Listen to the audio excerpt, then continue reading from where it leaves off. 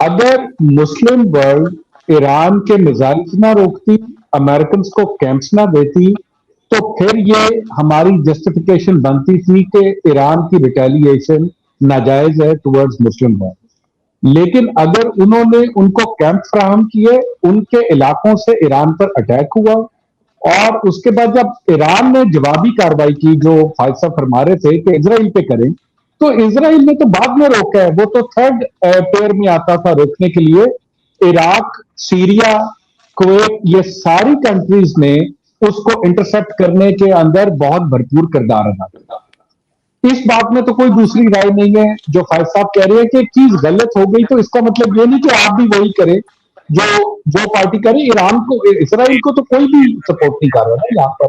ہم تینوں peacefully agree کر رہے ہیں اس کے اوپر، اور آج ٹرمپ صاحب کا رویہ بھی اس چیز کی سب سے بڑی نشاندہی ہے۔ ایک minute, let me be the devil's advocate. مجھے آپ ایک بتائیں، ایران کے اسکول کی بچیوں پہ حملے ہوئے، وہ شہید ہوئی ہیں 185 بچیاں، انہوں نے کسی اسکول یا کالج پہ حملہ نہیں کیا۔ ایران کے ڈیسیلینیشن پلانٹ پہ حملہ ہوا ہے۔ دیکھیں اس کو تو کوئی کس جگہ پر ہم نے اس کو کنڈیم نہیں کیا۔ پیٹرو کیمیکل مبشر صاحب اس میں تو کوئی دوسری رائے نہیں ہے۔ دیکھیں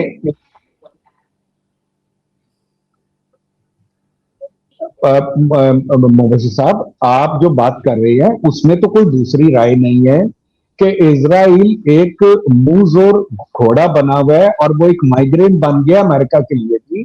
ہم تو اس پہ آئے بھی رہے۔ میں تو جو بات کرنے کی کوشش کر رہا ہوں کہ مسلم ورلڈ نے ایک اپنا رول اگینسٹ ایران پلے کیا۔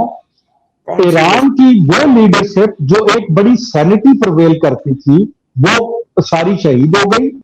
پاسداران انقلاب کے پاس سارے ڈیسیجن میکنگ آ گئی، وہ بڑے ہاکش لوگ ہیں، ان کا بڑا کلیئر قسم کا پوائنٹ آف ویو ہے۔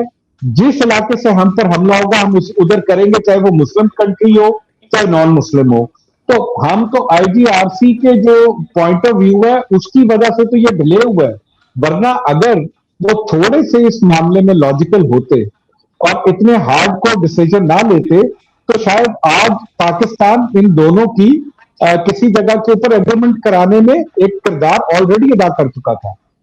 اس کی ڈیلے ہونے کی وجہ آئی جی آر سی کا بڑا ہاکش ایٹیٹیوڈ ہے، اور اس کی مین وجہ یہ ہے جو خمیازہ امریکہ بھگت رہا ہے اور اسرائیل، جب انہوں نے پوری لیڈرشپ شہید کر دی۔